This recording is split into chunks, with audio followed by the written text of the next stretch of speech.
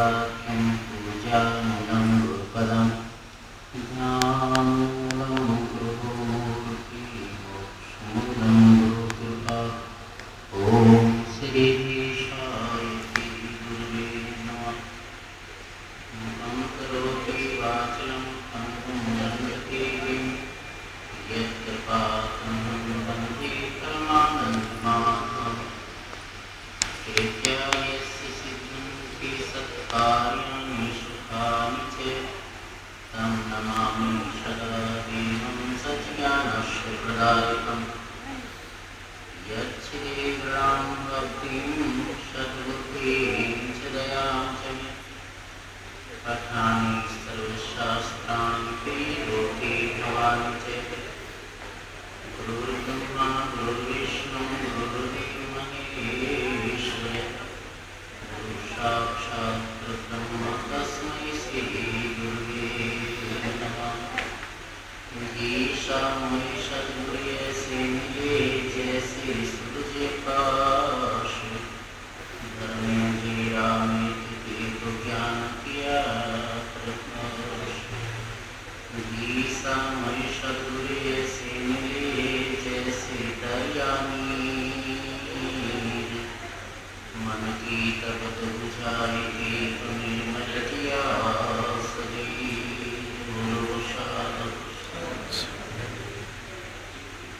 मेरे प्यारे सतगुरु चरणामृत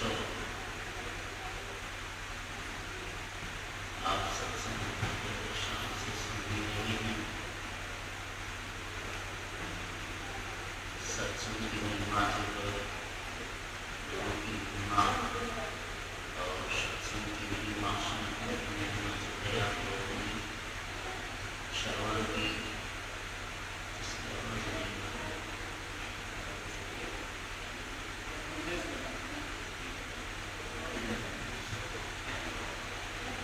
भक्ति मार्ग के जो हैं हर संतों ने कबीर साहब ने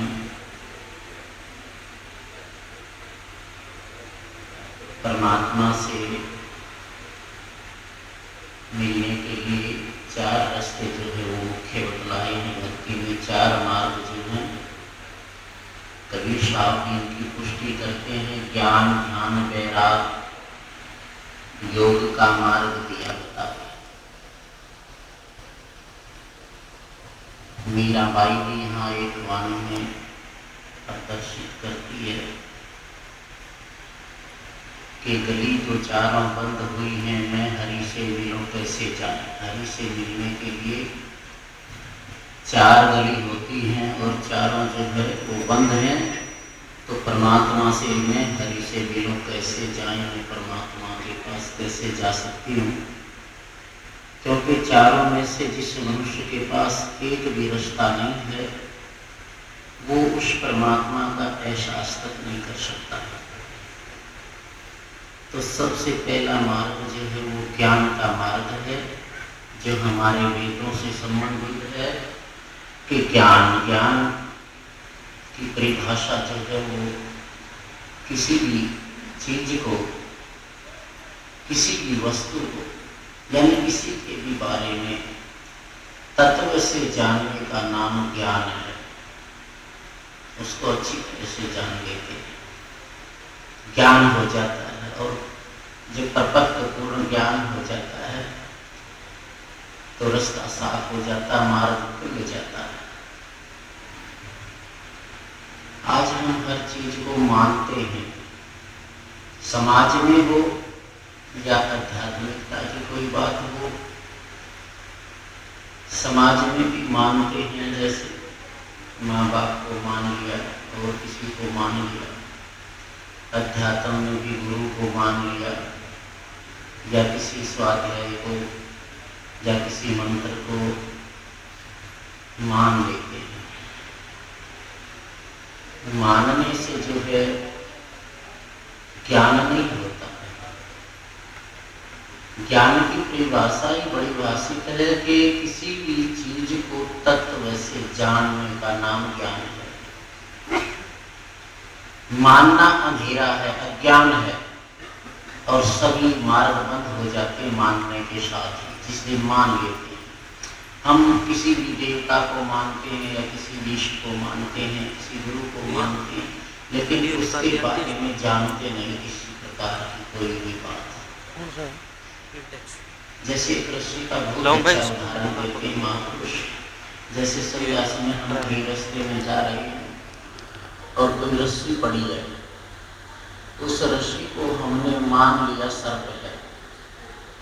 सर्प था भी नहीं, सर्प आया भी नहीं, लेकिन मानने मात्र से ही हमने उसको बस मान लिया ये सर्प है।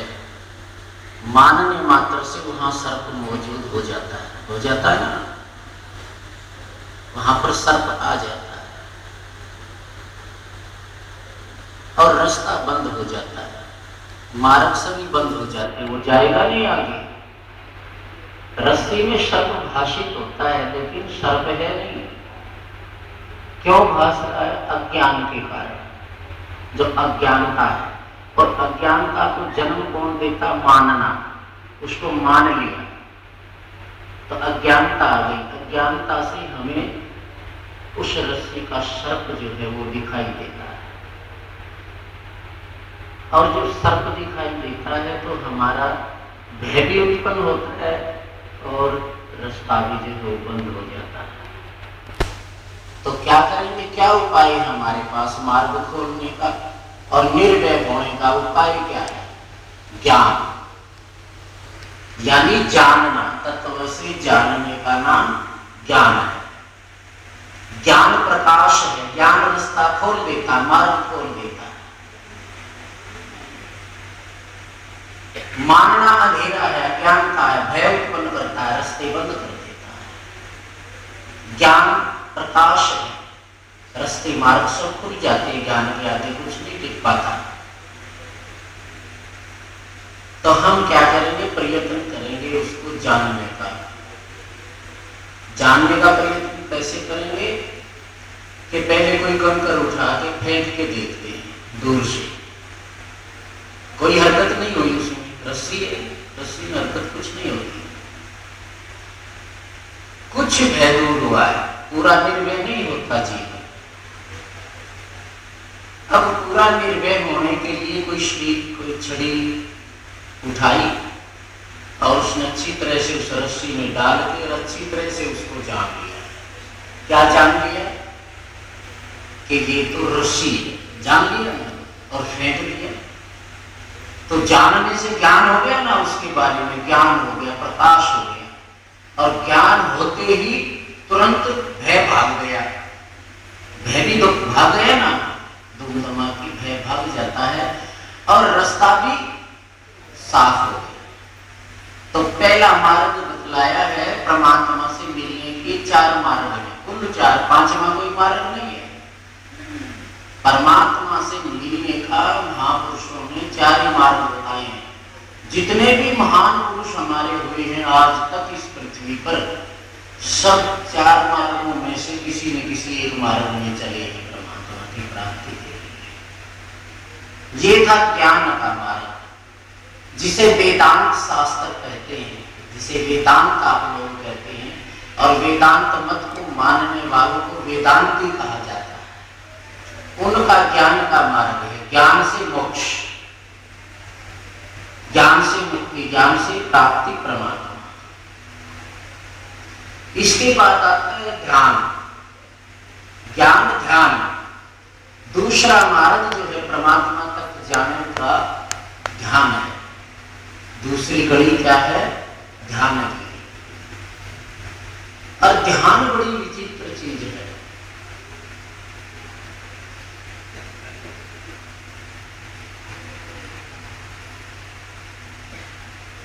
थोड़ी दूर कर देगा। ध्यान आप लोग सुनते तो होगे ना ध्यान की बात पे, ध्यान का नाम तो सुना होगा ना, ध्यान किया करो, ध्यान में बैठना चाहिए, ध्यान करना चाहिए, सुनते हो ना। लेकिन कभी गहराई से आप सोचते नहीं कि ध्यान के बारे में, ध्यान क्या चीज है। हर वस्तु,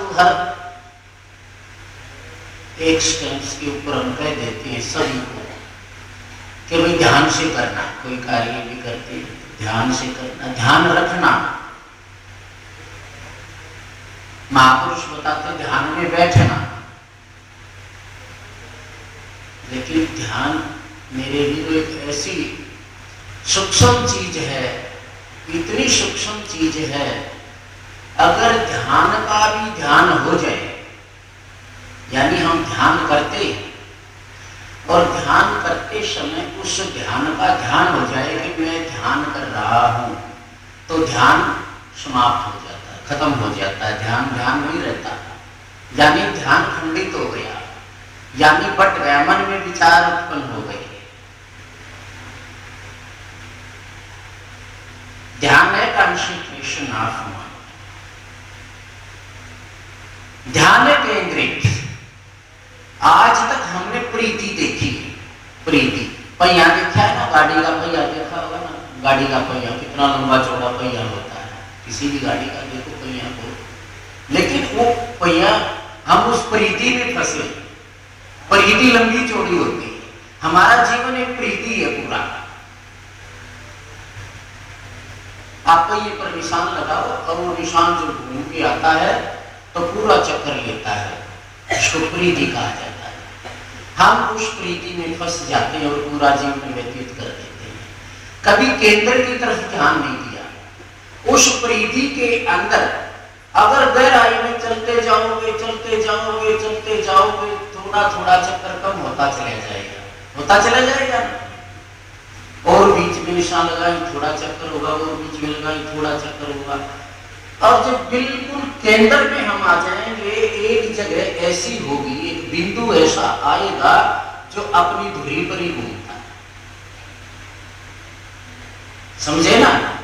यानी उस प्रीति पहिए के अंदर एक ऐसा स्थान भी है जो बिल्कुल अपने साथ घूमता, अपने ही उसमें रहता है, बस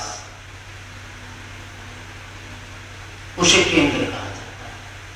तो ध्यान जो है, जो प्रीति से, प्रीति का मतलब क्या है, जैसे आपने कछुआ देखा है ना, कछुआ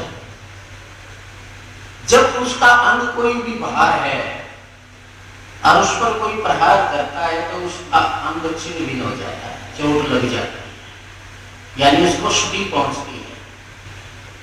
हमारी भी उसकी तरह अगर चित्त वृत्ति बाहर है, समाज में संसार में हमारी जो चित्त वृत्ति बिखरी हुई है, तो काल की चोट लग जाती है। जैसे कछुआ अपने आप में सिकुड़ जाता है,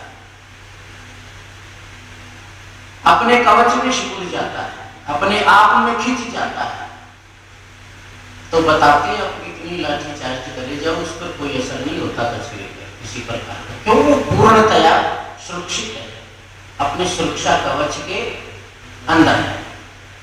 तो हमारी भी जो चित्त वृत्तियां बाहर जब तक हैं, जब तक ध्यान नहीं हो सकता, जब तक बेटे पोते पड़ोते आरे बीमारी पड़ोसी रिश्तेदार ये हमारे विचारों में चलते रहते हैं, विचार कभी बंद नहीं होते। जब हम जागृत अवस्था में होते हैं ना, जागते रहते हैं, तो विचार चलते रहते हैं। आपको पता ना हो, कल बैठ के एकांत में देखना, अपना निरीक्षण करना, एकांत में बैठ के अपने मन का निरीक्षण करना कि मेरा मन अब कहाँ है। मन कभी एक सेकंड के लिए भी शांत नहीं होता, जब तक जागता है तो इसमें विचार चलते रहते हैं, उबड़ खाबड़ विचार चलते रहते हैं। और जब सो जाता है ये, तो सपने शुरू हो जाते हैं। मन कभी शांत नहीं होता, मन शांत नहीं होगा। अब कहते हैं मन को एकाग्र कीजिए, मन को एकाग्र कीजिए, मन एकाग्र होगा कैसे? कहने से मन एकाग्र नहीं होता।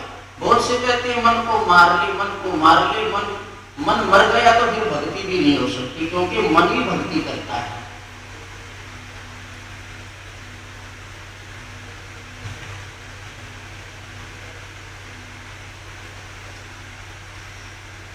तो मन के विचारों को छुड़ाना, इसमें न तो कोई राम की जरूरत है, न कोई श्याम की जरूरत है, न कोई समाज की, न आध्यात्मिकता की, कोई बात नहीं है यहाँ। बस अपने आप को रिक्त करना है, अपने आप को क्या, अपने मन को खाली करना है। और जब खाली हो जाएगा कुछ नहीं होगा उसके अंदर, कोई विचार नहीं होगा। तो उस अवस्था को, उस निर्विचार अवस्था को, बहुत से कहते हैं मैं 2 घंटे बैठता हूं, मैं 2.5 घंटे बैठता हूं। बैठते होगे आप मन के साथ लड़ाई लड़ते हो, ध्यान नहीं हो सकता। मन भाग जाता, फिर लाते हो खींच के, फिर भाग जाता, फिर खींच के लाते हो, फिर भाग जाता, फिर लगाते हो, ऐसा ही होता है ना। लेकिन मन कभी शांत नहीं होता। तो उस निर्विकल्प निर्विचार अवस्था का नाम ध्यान है। अगर ये मार्ग भी पकड़ लिया जाए, ध्यान के द्वारा, मोक्ष ध्यान के द्वारा परमात्मा की प्राप्ति, जब कुछ नहीं होता, जैसे हवन कुंड होता है, हवन कुंड में आप अनेकों प्रकार की सुविधाएं डालते हो, अनेकों प्रकार की सामग्री डालते हो, घी भी डालते हो, मंत्र भी बोलते हो, लेकिन हवन कुंड का मतलब एक ही है, मकसद एक ही है। जो भी हवन कुंड में आप वस्तु डालोगे वो राख हो जाएगी, खाक हो जाएगी। वो अपना रंग रूप आकार सब बदल देता है। उसके अंदर जो भी गिर गया कैसा ही स्वरूप हो, उसका एक ही स्वरूप हो जाएगा, क्या, खाक।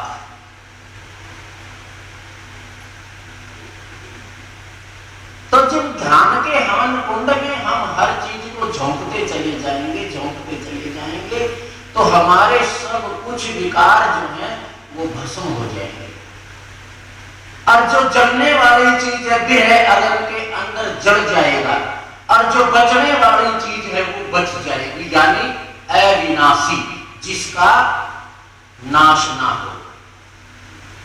उसको सत्य कहो, उसको शाश्वत कहो, उसको परमात्मा कहो, खुदा कहो, राम, कुछ भी कहो, आत्मा को कुछ भी कहो, चाहे अपनी भाषा में उसको।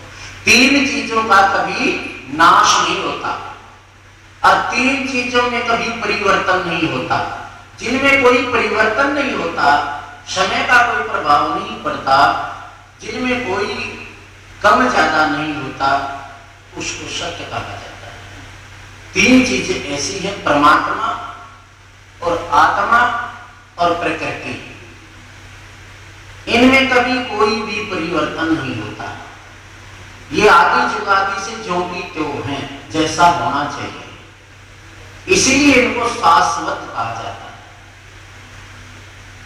सत्य कहा जाता है। सत्य वही है जिसका नाश ना हो, जिसमें कोई क्रिया ना हो, जिसमें कोई परिवर्तन ना हो, देश काल भाषा और समय का कोई परिवर्तन ना हो, उसको सत्य कहते हैं।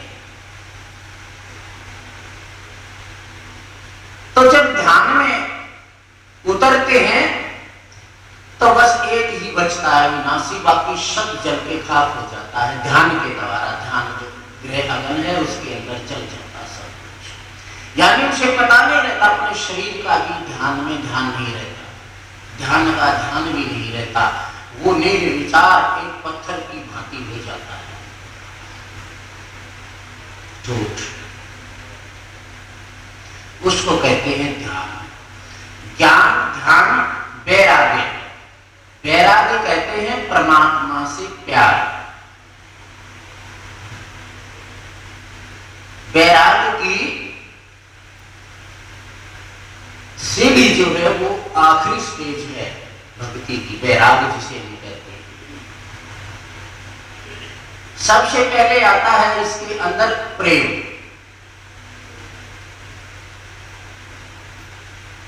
और प्रेम जो है वो धीरे धीरे धीरे धीरे विरह में परिवर्तित हो जाता है, और जब विरह चरम सीमा पर होती है तो उसमें वैराग्य पैदा हो जाता है। वैराग्य की देसी भाषा में समझाने की कोशिश करें, वैराग्य क्या होता है। जैसे छोटे बच्चे होते हैं, या दादी के पास होता है या नानी के पास होता है, जब पास में होता है तो उसका प्रेम हो जाता है, उससे हो जाता है।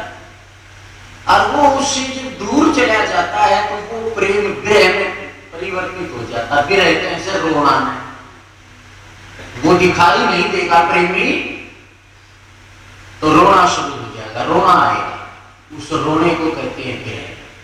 और जब रो रो के थक जाता है, एक अवस्था ऐसी आ जाती है रोने के बाद मौन हो जाता है, चुप हो जाता है, शांत हो जाता है, उस अवस्था को कहते हैं वैराग। आपने कहते सुने होंगे ना बड़ी बूढ़ी, अब बच्चे की हथेली पर थुकवा ले, इसका दादी का खराब हो गया, खराब नहीं होया, वैराग्य हो गया, दादी का वैरागी है वो। जैसे भक्त भगवान का वैराग्य हो जाता है भगत को, उसको अपनी दादी का वैराग्य हो गया, वो उसको पाना चाहता है। और जब पाने की बात आती है तो पाने वाला किसी चीज की जब लगन होती है वो उसके बिना जीवित नहीं रह सकता, तो वो पाने वाला जुआरी जैसा हो जाता है, वो सब कुछ दाव पर लगा देता, सब कुछ दाव पर लगा देता है, कुछ नहीं बचाता। और जिस दिन सब कुछ दाव पर लग जाता है उसी दिन उसकी प्राप्ति होती है। जब तक कुछ बचा हुआ है, जब तक उसकी प्राप्ति नहीं होती, उसको कहते हैं वैराग्य। और जब वैराग्य गहराई में उतर जाता है, जिसे पुण्यमनी क्रिया कहते हैं, जब वैराग्य गहराई में चला जाता है तो उसको कहते हैं अनुराग। ये 5वीं स्टेज है वैराग्य की। तो इसके द्वारा भी जैसे मीरा थी वैरागण थी, चैतन्य महाप्रभु के वैरागी थे, श्री कृष्ण के ज्यादातर भक्त वैरागी मिलेंगे आप लोगों को। चैतन्य महाप्रभु के जो भक्त हैं वो भी वैरागी हैं, वो वैराग के द्वारा जो है परमात्मा की प्राप्ति करते, वो ज्ञान और ध्यान को नहीं मानते, वो वैराग्य को मानते, बस उसकी मस्ती दिन रात चढ़ी रहती है, उसी में डूबे रहते हैं। बड़ी गजब की भक्ति होती है, बड़ा रस होता है इस भक्ति के अंदर, अपने आप में पूर्ण होती है ये भक्ति, इसमें विशेष होती है, आप भी खींच जाता है और वो भी, जैसे चुंबक का जो दायरा है, जितने उसमें हस्ती है, विशेष है चुंबक में, उतनी दूर में से वो लोहे को कैच करती है। तो जितना उसको अनुराग है वो उतने ही दायरे में काम करता रहता है, जीवों को आकर्षित करता है।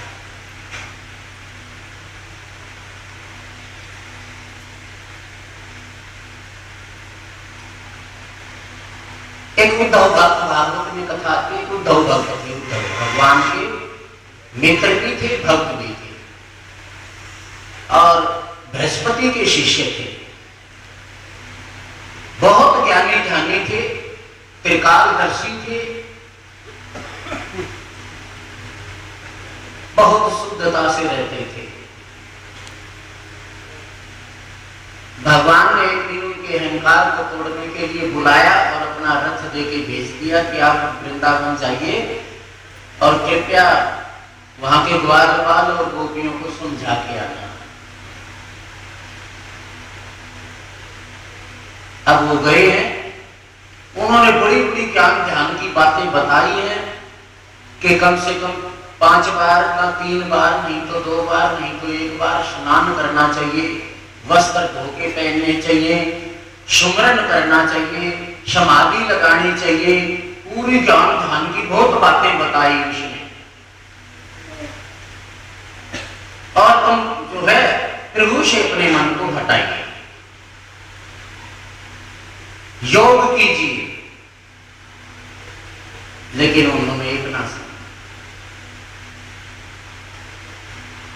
उद्धव आए थे एक दिन के लिए, 6 महीने व्यतीत हो गए उद्धव को।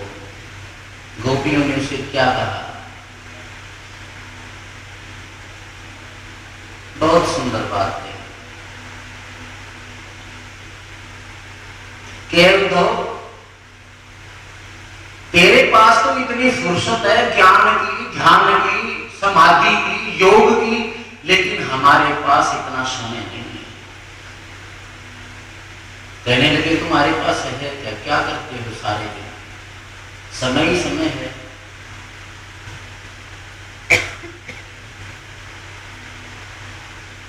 आपके पास बहुत समय है, आप समाधि भी लगा सकते हैं, सुमरन भी कर सकते हैं, स्वाध्याय भी कर सकते हैं, सब कुछ कर सकते हैं।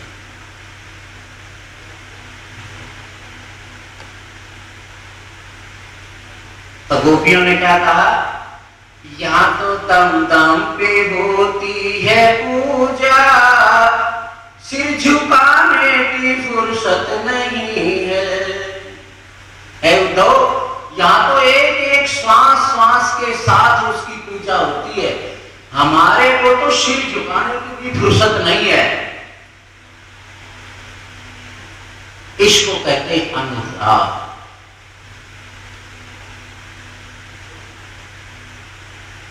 हमें समाधि वमाधि से कोई संबंध मतलब नहीं है। यहाँ तो दम दम में उसकी पूजा होती है, हर श्वास जो है उसी के लिए, हर दम उसी की पूजा, उसी की आराधना, सब कुछ उसी का है, हमारा कुछ है ही नहीं। उस अवस्था को कहते हैं ज्ञान ध्यान वैराग्य। अब आता है साधना कहो या योग कहो। योग से संबंध जो है ऊपर नीचे टांग करने का नहीं है, कभी कोई यूं जाना योग होता है। योग का गूढ़ अर्थ जो है, योग कहते हैं मिलाने को, जोड़ने को, बेल्ट करने को, उसे योग कहा जाता है। और सबसे बड़ा योग आध्यात्मिक मार्ग के अंदर आत्मा और परमात्मा का है। किसी भी तरीके से, किसी भी विधि से इस आत्मा को परमात्मा से जोड़ दिया जाए, उसको योग कहते हैं। तो इसमें अनंत बातें आती हैं, जैसे सुमरण से भी जोड़ा जाता है। कबीर साहब ने मुख्य 3 बातें बताई, 3 रास्ते बताए हैं इसके जोड़ने के लिए। एक तो सिमरन, और दूसरा ज्योति दर्शन, जो दोनों आंखों की, जिसे आप दिव्य दृष्टि कहते हैं, दोनों आंखों की ताकत एक करके यहां जहां तिलक लगाते हैं, यहाँ कुछ समय ध्यान करने से दिव्य दृष्टि पैदा होती है, जो ज्योति जिसको कहते हैं आप, उस ज्योति के दर्शन करने मात्र से उसी की तरफ इशारा करते हैं। एक तो सिमरन से, और दूसरा ज्योति दर्शन, और तीसरा नाद श्रवण। नाद श्रवण यानी शरीर में अनेकों प्रकार के बाजे बजते हैं, उसे नाद कहते हैं। उसे अनहद, कबीर जी कहते हैं अनहद, जिसकी कोई हद ना हो। अनंत अपार था,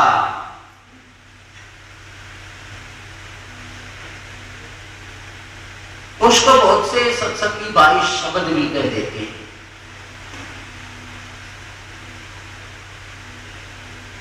और बहुत से बारिश शब्द का अभ्यास भी करते हैं, यहां भी बैठे हैं जो सुबह शाम शब्द का अभ्यास भी करते हैं, उसका धुन का, धुनात्मिक जो शब्द है उसका अभ्यास भी करते हैं। उसके द्वारा अपनी इस आत्मा जो खट चक्कर में, जो इन चक्रों में उलझी हुई है, इसको सुलझा के धीरे धीरे और उस परम तत्व के साथ मिला देना, उस परम के साथ इसका योग करा देना, संबंध करा देना, जोड़ करा देना। इसको कहते हैं ज्ञान ध्यान वैराग योग का मार्ग दिया बता। ये 4 मार्ग हैं, 4 मार्गों में से अगर जीव एक मार्ग भी अपना लेता है तो भी भव सागर पार हो जाता है, क्योंकि चारों का निशाना एक ही है। कबीर जी एक वाणी में और कहते हैं कि 4 पदार्थ एक कर, 4 पदार्थ एक कर, सुरत निरत मन पौन। 4 पदार्थ एक कर, सुरत निरत मन पवन। पवन करे पवन को, श्वास। 4 पदार्थ एक कर, सुरत निरत मन पवन, असल फकीरी योगी और गगन मंडल को गौ। यानी हमारा टारगेट परमात्मा का है। जब चार चीजें एक लाइन में हो जाएंगी तो फिर निशाना कहां जाएगा?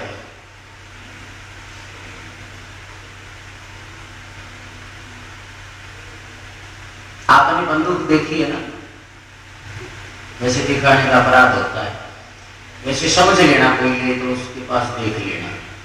उसकी अगर गोली आपको ऐसे फेंक के मारे तो कंकर जितना काम करेगी ना। अगर उसके साधन में रख के मार दी जाए तो उसमें भी चार चीजें काम करेंगी। सुरत निरत मन कौन, आगे की मक्खी और घोड़ा आंख और नीचे वाला। जब चारों चीज हो जाएंगी तो सीधा टारगेट के ऊपर लगेगा, निशाना नहीं चूक सकता कभी भी। अगर ये चारों चीज एक हो गई तो निशाना नहीं चूकता ना। अगर चारों में से एक भी टेढ़ी मेढ़ी हो जाएगी तो निशाना बेकार। तो कबीर जी कहते हैं कि ये चार जो है, चार चीजें, चार पदार्थ एक कर, सुरत निरत मन और कौन। मन को भी लाइन में लगाना है, उसके भी विचार प्रवृत्त करने हैं, और सुरत को भी। सुरत निरत के बिना नहीं हो सकती। निरत बिना सुरत आंधरी कहो कहां को जाए। बिना निरत के सुरतन दिए जा नहीं सकती। इसलिए ये चारों चीजें एक लाइन में करनी है। तो परमात्मा रूपी जो टारगेट है, तुम्हारा जो निशाना है, तुम्हारा जो ध्येय है, लक्ष्य है, आप उस लक्ष्य को भेद दो। चार पदार्थ एक कर, सुरत निरत मन कौन, असल फकीरी योग योग। असल फकीरी योग योग, गगन मंडल को गौण।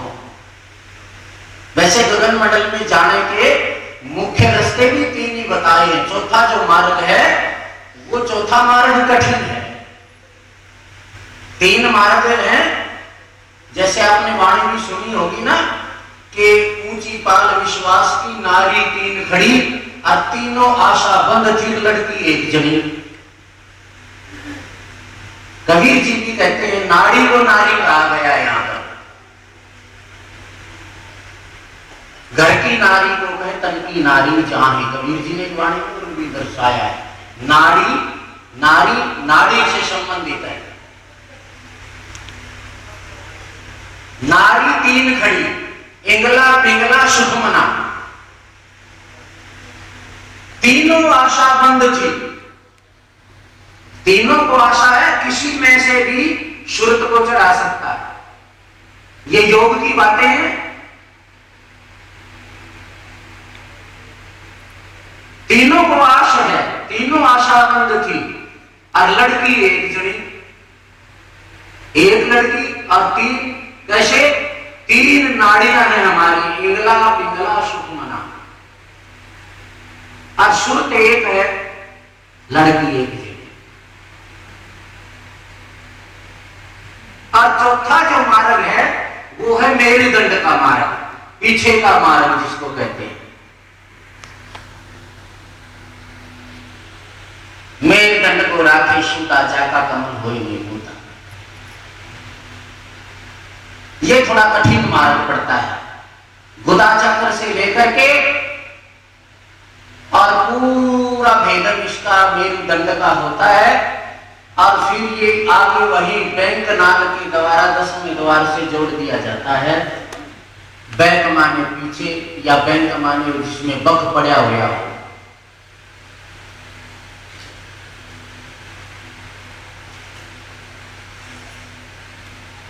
चार ही मार्ग जो है वो अंदर में जाने के लिए चार ही मार्ग हैं।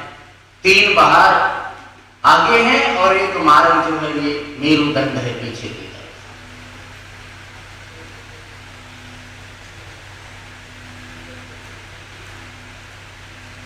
इसीलिए संत समय पे आके और जीवों को बताते हैं, चिताते हैं, जो उनके इशारे पर लग जाता है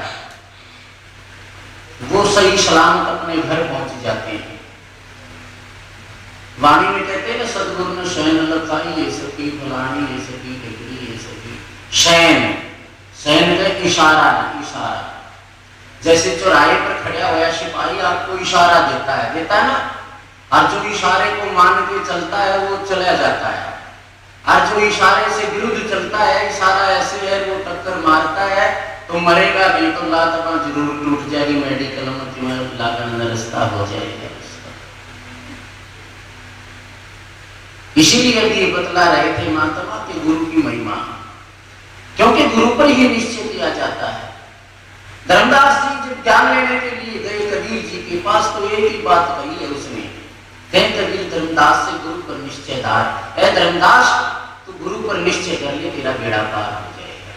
अब गुरु पर किसका कितना निश्चय है? बहुत से कहते हैं कि देहधारी गुरु नहीं होगा। आप देखिए, देहधारी गुरु के बिना काज नहीं हो सकता। लुकमान हकीम था, आज कोई बीमार लुकमान करके मरे तो लुकमान का कोई दोष नहीं, कुछ नहीं घटता पड़ता, या उसके नुक्ते पढ़ के मरे तो मरो। आज के छोटे मोटे डॉक्टर से कोई दवाई गोली लेनी पड़ेगी। कलयुग में गुरु मर्यादा, हमारे जो पूर्वज संत थे उन्होंने बहुत ही सोच समझ के जो है गुरु मर्यादा चलाई। और देही को सतगुरु, देही को अगर भगवान माने तो असंभव बात है, नहीं मान सकता।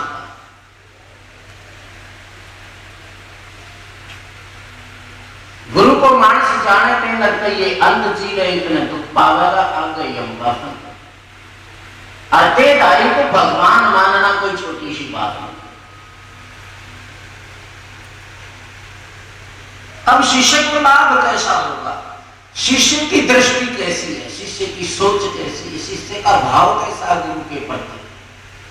जैसे संसार के प्रति भाव होता है, कोई संसार कैसा कि आप जैसा, जैसा अपना विचार होगा, अपने अंदर में जो भी विचार होंगे संसार वैसा ही दिखाई देगा। आप लोग कभी देखिए ना, जैसे हमारे विचार होंगे हम संसार को वैसा ही समझना शुरू कर देंगे।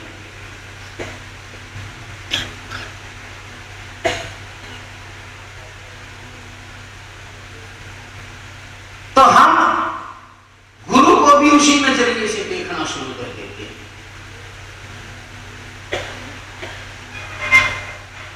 अब जो हमें मिलना था वो मिल नहीं पाएगा।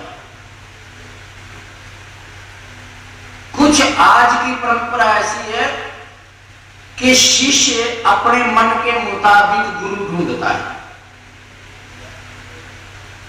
शिष्य अपने मन के मुताबिक गुरु ढूंढता है, गुरु के मुताबिक शिष्य नहीं चलता, नहीं चलता। गुरु के मुताबिक शिष्य होगा तभी कल्याण होगा। अगर शिष्य के मुताबिक गुरु होगा तो कल्याण होगा ही। अब बीड़ी शुल्का हुक्का दारू पीने वाले शिष्य गुरुओं की तलाश करते हैं कि कोई छुट्टा मारने वाला ही गुरु मिल जाए तो ठीक है, क्यों वो आएगा तो भी दिवाली और हम जाएंगे तो कमाल हो जाएंगे। बस इतने के लिए उनका होना चाहिए। झूठा झूठे की तरफ भागेगा, कामी क्रोधी की तरफ भागेगा, जैसा उसका नजरिया, और जैसे नजरिए से गुरु को देखेगा उसको वैसा ही फल प्राप्त हो जाएगा। इसमें किसी का दोष नहीं। अब देख लेना आप लोगों का क्या नजरिया है और किस भाव से आप गुरु को देखते हैं।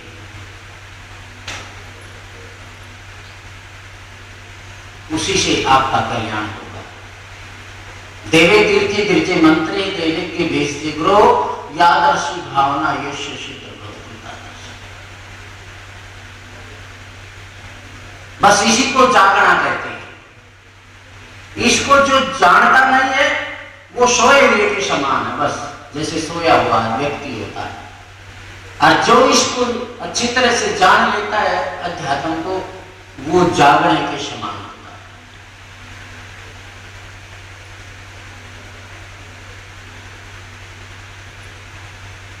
दिन में भी कह रहे थे कि वो कोई वाणी सी आ रही थी, क्या है कुछ ऐसा, जागे कोई मुसाफिर प्यारे शोर मत ने हीरा सा जन्म ने देखा खोए मत ने।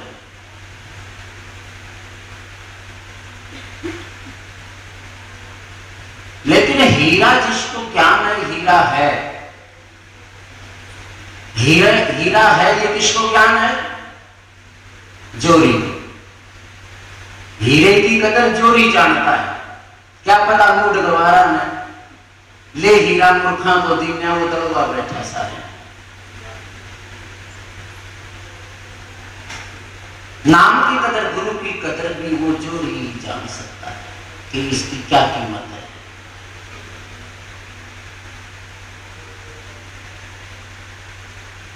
हीरा खाक है मनुष्य का जन्म। एक बार शब्द सुना रहा था, समंद बीच मोती रे, जोड़ में गार भी नहीं, समंद बीच मोती पैदा हो जाएगा। विषय विकार वासनाओं में हमारे शरीर को जर्जर बना दिया। ना हम बैठ सकते ज्यादा, ना हम ज्यादा खड़े रह सकते, ना हम ज्यादा धूप सहन कर सकते, ना हम ज्यादा छाया। आज एक भाई कहता बोले जी जब छाया में बैठो तो मेरे सूर सी गड़ने शुरू हो जाती है,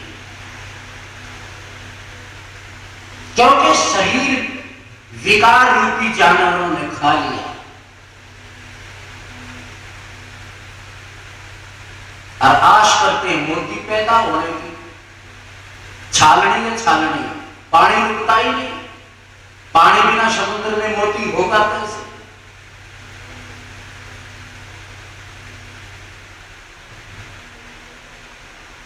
विषय विकार वासनाएं मन की खुराक है, और जिसको जितनी खुराक मिलेगी ना वो उतना ही बलिष्ठ और तगड़ा होता चला जाएगा। मन हमारा बलवान है, जबरदस्ती करा लेता है। क्यों? कि विषय विकार वासनाएं पर्याप्त मात्रा में मिलती है, इसीलिए मन तगड़ा है। और मन का राज है, मन का राज है तो मन के ही एजेंट बैठेंगे। काम, क्रोध, लोभ, मोह, अहंकार, आशा, तृष्णा, मनसा, वाचा, कर्मणा, मान, बड़ाई, गर्व, ईर्ष्या, राग, द्वेष, ये मन के मंत्री हैं। जब मन का राज है, मन जो प्रधान है, तो फिर इसकी फौज बैठेगी, इसके अंदर इसी का राज रहेगा नीचे से ऊपर तक। क्यों? ये तगड़ा है। आत्मा पड़ी है बेचारी। आत्मा की खुराक है भजन और बंदगी, वो मिलती नहीं है। जिसे खुराक नहीं मिलेगी कमजोर हो जाएगा। संत इसीलिए कहते हैं कि सुबह शाम थोड़ा सा समय निकालें, थोड़ा अभ्यास कीजिए। थोड़ा थोड़ा अभ्यास करोगे, थोड़ी थोड़ी खुराक दोगे आत्मा को, तो आत्मा बलिष्ठ होनी शुरू हो जाएगी। और मन की खुराक कम करना शुरू कर दोगे तो मन धीरे धीरे कमजोर हो जाएगा। और जिस दिन कमजोर हो जाएगा, आत्मा बलिष्ठ हो जाएगी, तो आत्मा इसको भगा देगी, आत्मा का राज हो जाएगा। और आत्मा का राज हो जाएगा, मन भागेगा, तो मन के साथ सारे विषय विकार सब कुछ दुम दबा के भाग जाएंगे। फिर आत्मा के एजेंट, आत्मा के जो है मंत्री बैठेंगे, शील, संतोष, ज्ञान, दया, भक्ति, बिना बुलाए अपने आप आ जाएंगे। और जैसे ऑटोमेटिक मशीन काम करती है ना, ऐसे तुम्हारा भजन, सुमरन, संध्या, सत्संग सब होना शुरू हो जाएगा।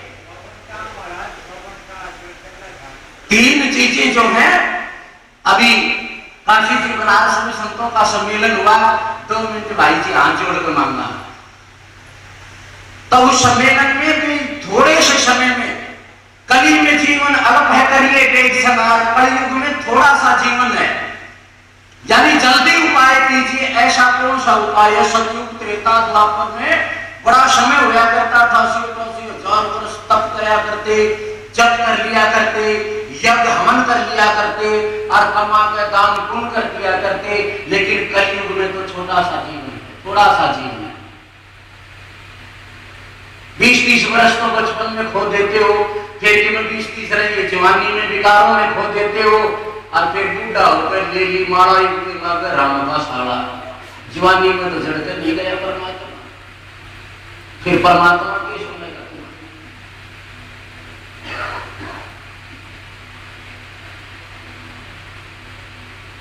तो कली में जीवन अल्प है, थोड़ा सा जीवन है, तो इसमें थोड़े से समय में क्या किया जाए जो हमारे हम जीवों का कल्याण हो जाए। तो वहां पर संतों ने निष्कर्षण निकाला, 3 चीजें उन्होंने बताई। 3 चीजें जीव कर ले तो कल्याण हो जाए। गीसा संत ने तो 2 ही चीज बताई है, बस 2 भी कर लेगा तो भी कल्याण हो जाएगा। संध्या सुमरन जो नर करही सो प्राणी भव सागर तरही।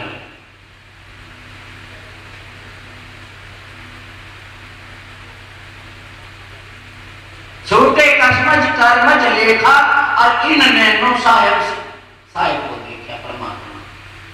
कितना आसान मार्ग बताया। और उन्होंने वासिकी में 3 मार्ग बताए, 3 चीजें। एक तो सिमरन, जो भी किसी के टूटे फूटे गुरु ने की कुछ भी बता रखा हो उसका सिमरन करना।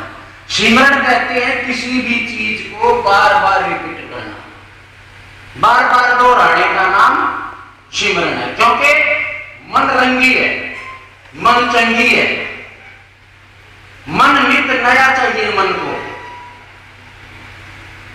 मन उन नई तरंगों में राजी रहता है, खुश रहता है। और किसी भी चीज को बार बार आप दोहराओगे ना, बार बार दोहराओगे तो मन उगता जाता। उगता जाए ना एक चीज में, तो उस सुमरन का मन उगता जाएगा, उपराम हो जाएगा, उदास हो जाएगा। हर इन चंचलता छोड़ी और काम बढ़े काम, चंचलता छोड़ के काम बढ़ जाएगा।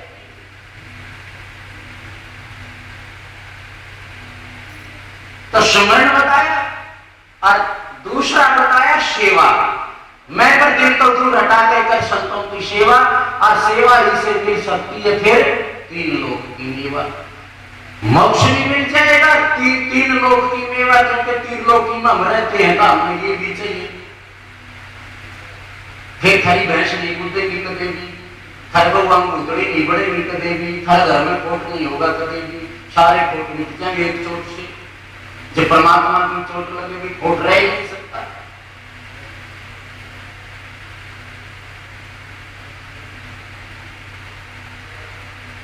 ये तो तुम्हारे अंदर विषय विकारों ने डेरे जमा दिए ना, इसलिए दुखों का कारण है ये। जब परमात्मा रूपी बाज आ जाएगा ना, जहां घोसला बाज का पक्षी रूपे ना हो, जहां बाज आ जाएगा वहां पड़ोस में भी पक्षी पर नहीं मान सकते। ये सब विषय विकार वासना तुम्हारे दुख दरिद्र सब भाग जाएंगे, परम शांति स्थापित हो जाएगी। आनंद जिसकी खोज में हो, निज आनंद अटल, उसकी प्राप्ति हो जाएगी।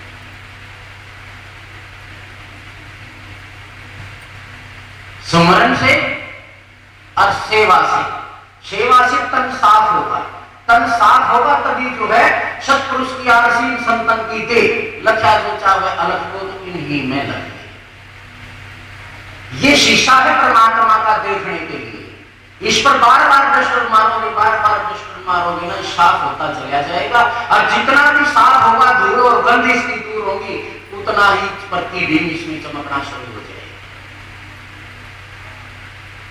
सुमरन से और सेवा से, और तीसरा सत्संग से।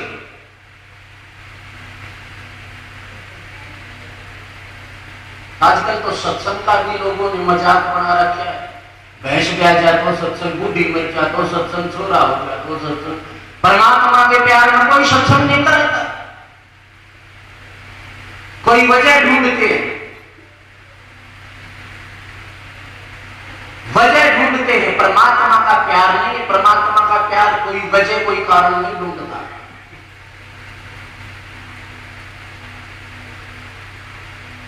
वो अकारण होता है। प्रेम का कोई सूत्र नहीं होता, प्रार्थना का, भगवान का कोई सूत्र नहीं होता, कोई भाषा नहीं होती किसी प्रकार की। कोई तो संस्कृत से ही भगवान समझ लेता होगा, या हिंदी पढ़ लेता होगा, या इंग्लिश ही जानता होगा। परमात्मा ने किसी भाषा से कोई संबंध नहीं है, किसी श्लोक प्रार्थना से कोई संबंध नहीं है किसी प्रकार का। सब कुछ बंधे हुए हैं, बंधे हुए से भगवान का प्यार पैदा नहीं हो सकता।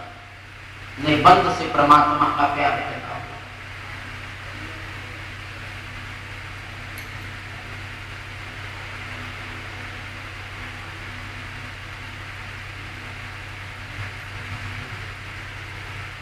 करते आए, हम कर रहे, देखा देखी साधे जो कुछ चीज है काया बढ़ जा रो,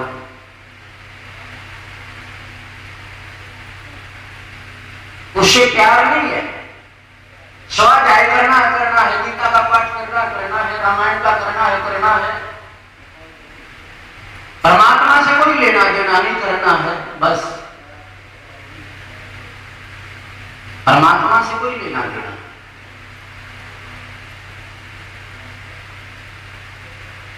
बिल्ली के पास कौन सी भाषा थी, कौन से शब्द थे, कौन सा तप था? परमात्मा का प्यार था बस। और गुरु का वचन था, मतंग ऋषि ने कहा था, बेटी परमात्मा होता है और मिलेगा तुझे आए है। कद बिल्ली काशी पर आई, कद पढ़ाई गीता, निश्चय गुजरी पार उतर गिर पंडित भय भजीता। परमात्मा तो प्यार के भूखे, तुम्हारे प्यार की कली जब खिल जाएगी, जैसे फूल होता ना, फूल की कली थोड़ा सा मुस्कुरा दे और थोड़ा सा मुस्कुरा के खुशबू छोड़ दे, भंवरा उस देश में, उस गांव में, उस परगने में ना हो जाए, लेकिन भंवरे की मजबूरी है, वहां पर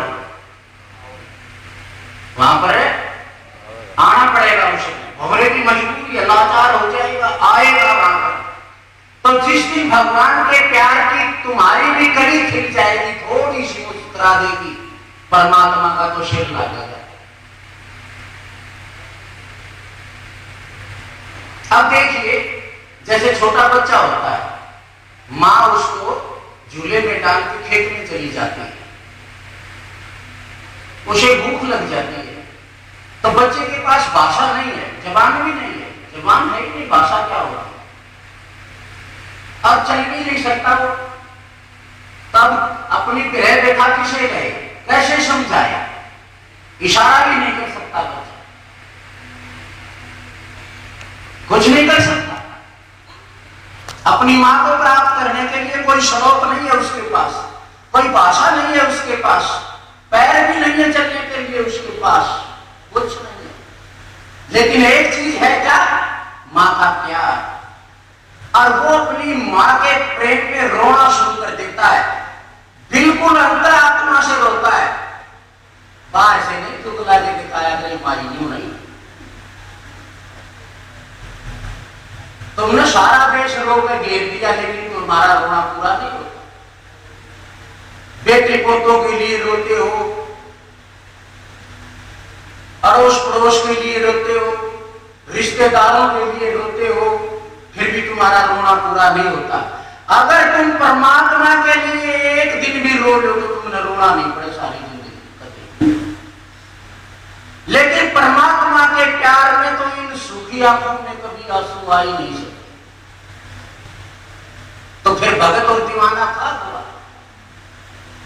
पतंग को दीपक क्या देता, मौत देता, लेकिन इतना प्यार, इतना प्रेम, इतना विदा उसके ऊपर है, इतना कुर्बान है, इतना दीवाना है उसका कि बस प्राणों की भी आहुति दे देता है, बदले में कुछ नहीं चाहता। भक्त ऐसा होता।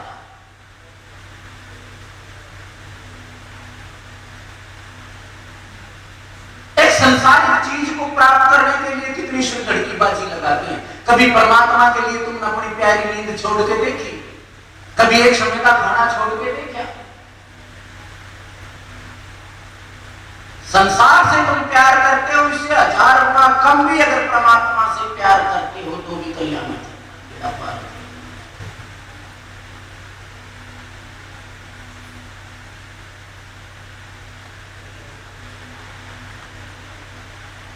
लेकिन हम अंदर से चाहते नहीं।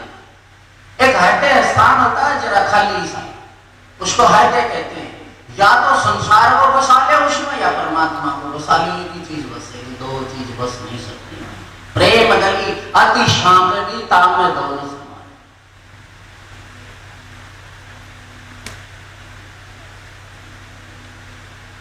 बातों में तो हम परमात्मा भी सामने आ जाए तो उसे भी रगड़ के करते, कोर्ट में खड़ा करते तेरी जोत लगाई थी, इतना घी लग गया, इतनी धूप बत्ती लगाई, फलान किया, ढेकड़ किया। बातों में नहीं जीतने देते किसी को, लेकिन करने का तरीका नहीं। कमाई हमारे पास नहीं,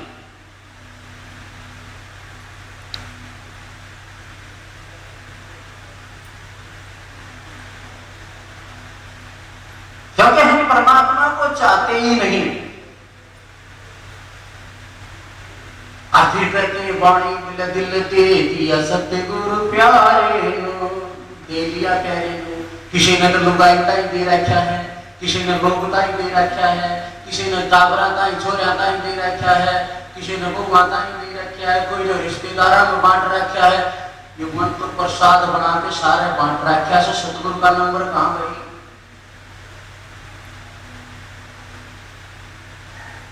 कहते हैं करते नहीं मुंह के बड़े लोग तन मन धन सब तेरा, लेकिन कभी सोच के भी देखा है कि भाई बहुत भारी मामला है। बात बड़ी पड़ी है। अरे यो दिल जो मन है यही तो बेकार है, और बेकार से बेकार चीज जो है सतगुरु ने सौंप दे कल्याण हो जाएगा। कबीर जी कहते हैं दिल दिया जिसने सब दिया, जिसने अपना मन दे दिया परमात्मा को उसने तो सब कुछ दे दिया। परमात्मा और चीज के किसी के भूखे नहीं है। मन दिया जिन्हें सब दिया, मन के लाल शरीर अरब देने को कुछ है नहीं, कहे संत कबीर। जिन्हें मन ने दे दिया तो फिर बाकी ने क्या है?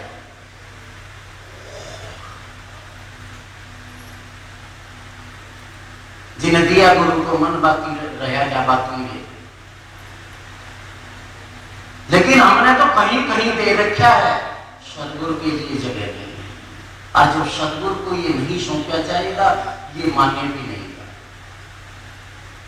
कमाई भी नहीं करेगा।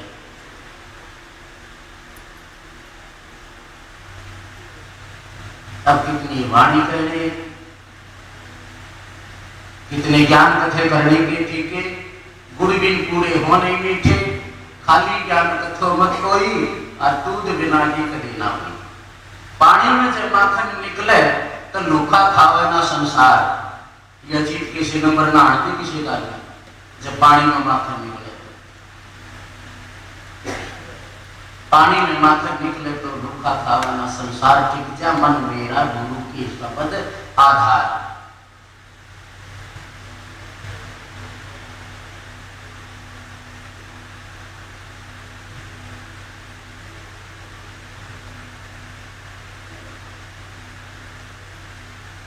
इसलिए जो है वो भक्ति सावधानी की, सावधान होकर के इसमें चलना चाहिए। एक मुसलमान फकीर थे और दूसरा पूछने वाला भी मुसलमान ही फकीर था, अपने नाम को याद नहीं, दिमाग से निकल गया। उसने कहा कि स्वामी जी मैं भक्ति करना चाहता हूँ। बहुत अच्छी बात है, मैं आपका स्वागत करता हूँ। संत ने कहा कि तू भक्ति करता है तो मैं आपका स्वागत करता हूँ।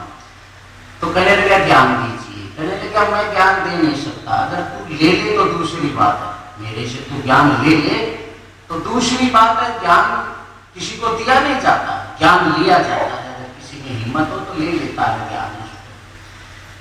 तो उसने कहा कि पहले कवर खुदाए पैर जब दीजिए,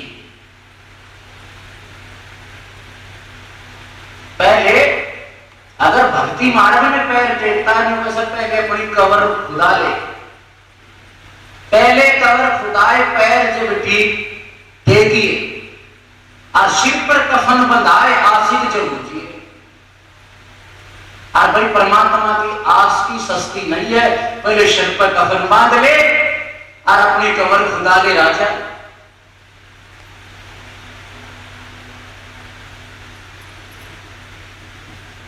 अब इतनी जिसमें हिम्मत है वो भक्ति कर सकता है। बाकी बातों से भक्ति, बातों में बड़ा टेढ़ा काम है। बातों से भक्ति ना हो मन चंचल भाई, ऊपर से बुगला उजड़ा मन मेला भाई। टांग टेक मोनी होया रहा ध्यान लगाई, और चलती मछली देख गए नीचे नीचे सरकाई।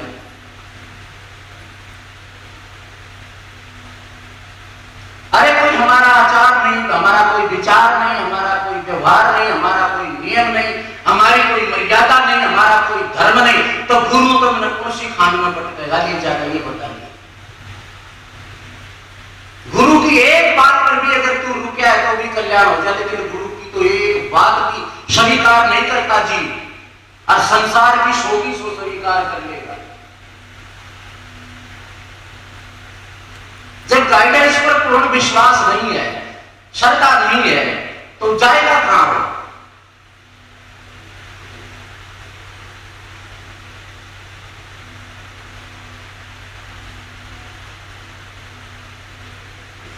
और फिर बात में ब्रह्म की आशा लगी अनंत, उनको साधना जानिए भाई जिनके मते अनंत। आज कुछ है कल कुछ है,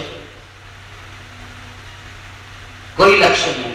अरे जैसे तुम घर से बाहर आ गए, तुम्हारा कोई लक्ष्य है ही नहीं, तो कहां जाओगे? गलियों में चक्कर काट के फिर आ जाओगे। अगर तुम्हारा लक्ष्य है, तुम्हारा ध्येय मैंने तो खेत में जाना है, मैंने तो फलाने के पास जाना है, आप घर से निकलोगे, अपना रास्ता नाप लोगे और वहीं चले जाओगे जहां तुम्हारा लक्ष्य है। हमने अपने जीवन का लक्ष्य ही निर्धारित नहीं किया है आज तक। बड़े बड़े सत्संगी हैं जिनमें कोई ध्येय नहीं किसी प्रकार का भी, बताओ कल्याण होगा कैसे?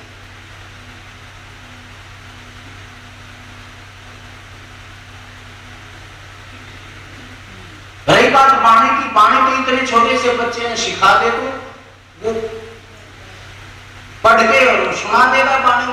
बाणी कहने से वो पहुंचा तो नहीं।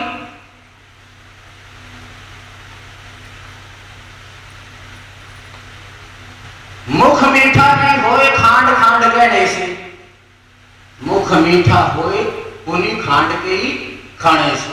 खांड खांड कहने से मुंह मीठा नहीं हो सकता कभी भी। और जब खांड खाई जाने तो खांड कहने की भी जरूरत नहीं, उसने उसका मिठास, उसका आनंद, उसका जो रस है ना वो मिल गया।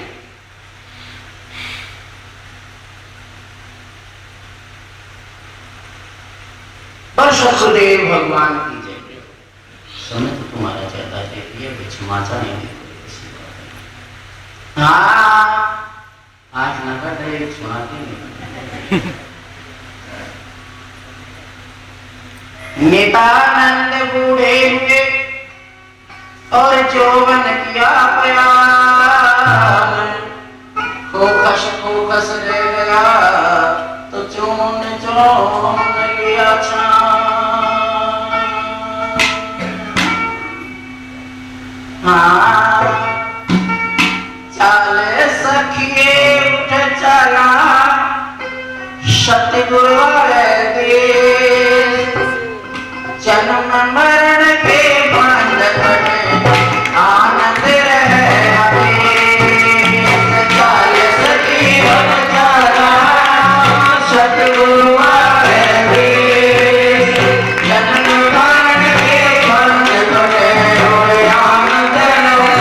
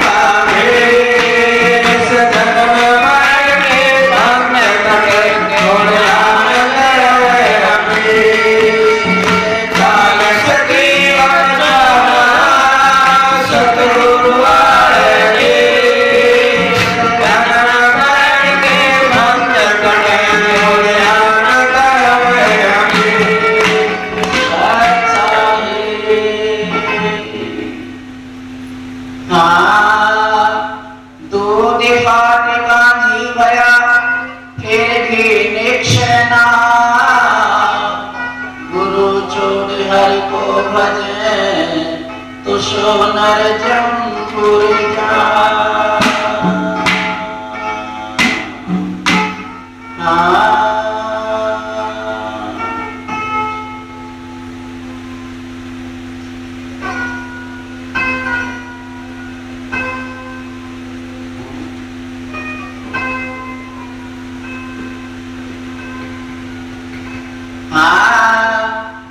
देव